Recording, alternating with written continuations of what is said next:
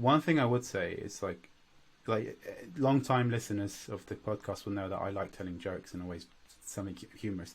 One thing that is you have to be very careful as well is in my career I've noticed that most people quite appreciate the sort of like humorous banter thing, but there is a small percentage of people who are seriously irritated by it, right?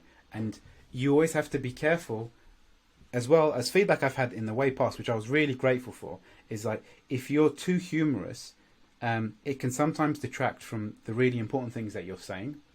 And as a result, people think, oh, that's just the person who makes the jokes. And you maybe say in a moment where you say something really valuable, but you become the label as the joker, that people don't actually take what you say seriously. Not that they don't think like what you're saying is important, but it's just because you make that persona for yourself. And in working environments, it's all about, as whether we like it or not, it becomes a thing of personas. So don't try and if okay, let me tell 3 jokes a minute or whatever. No, if it's naturally just a part of your personality, fine. But always also monitor it, because you don't want to. This person, they're funny, but will they actually do the work? Will they be messing around? Because some people get really irritated by that. I've seen comments on YouTube on some of my videos. One was literally, I really hate this. If this guy just spent time doing the talk, he wouldn't be rushing. I hate his jokes.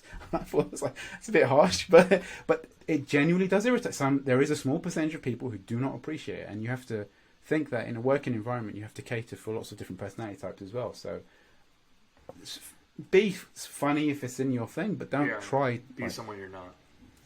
Yeah. I also think that I've been saying it for years. You should probably retire as a UX lead designer and just really dive into stand-up comedy. It's long overdue. Give the people what they want.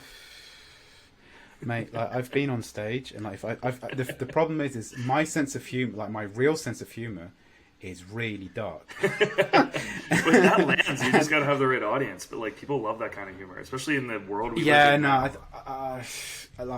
In previous working environments, I used to lay it out, and then the director just once went, "What the?" Because how can you even say that? And I'm like, "What do you mean? It's just a joke, man." But yeah, I think, I don't know. All right, well, this was an awesome episode. Let me just do a quick summary, and then Mustafa, you fill in the gaps of where we messed. We talked about resume tips, top level, add data, make sure you are getting peer reviewed, and really do something to stand out. And then on the interview tips, some of the top things we touched on were being prepared, knowing about as much as you can about the company or the interviewer, really making sure that you're able to talk to your portfolio and making sure that you can talk about the process you would go through, answer the actual questions that are being asked, ask qualifying questions, make sure you're making assumptions, take your time to answer questions. And then you can also, one tip we didn't talk about, but I think is really important, is thinking aloud. And lastly is be the X factor. Let your personality shine through in the right ways. Be very cautious with using humor. But being confident and being personable will really help you stand out to make sure that you're the right candidate for the job, and leave that interviewer feeling really confident that they're making the right choice. Anything else I missed? Yeah, no, just be mindful of your language as well. Don't try not to swear. That just even if it might be funny in a moment, if someone gets mildly irritated by you, that they focus on that, and so it's just be. Don't just be mindful of that. And the other thing is, rejection. It's a fact of life. Maybe you're not ready for that role. Maybe you're competing with a candidate who is perfect for that role, and so these things actually happen. And if you can get feedback, whether positive or negative outcomes, try and get as much, especially the criticism, because even if you get the job, you want to make sure that you build on that, right? You want to make sure that you're always improving yourself, and also just it's just a job, man. Love it. It's just a job. All right, brilliant. Thanks everyone for tuning in to this week's episode of Design Huddle. If you haven't done so, go over to your favorite podcast, wherever you're listening to podcasts, hit that subscribe button.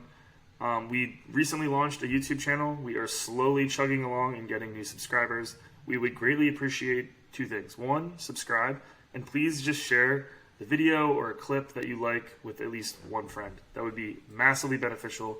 Mustafa and I do this as a passion project for a long time. We really just want to get some of this advice out there and hear from you. Comments are always welcome, as always. But thanks so much for tuning in this week, and we will catch you on the next episode. Peace. Peace. Thank you for listening to today's episode of Design Huddle. The opinions expressed are solely our own and do not express the views or opinions of our employer.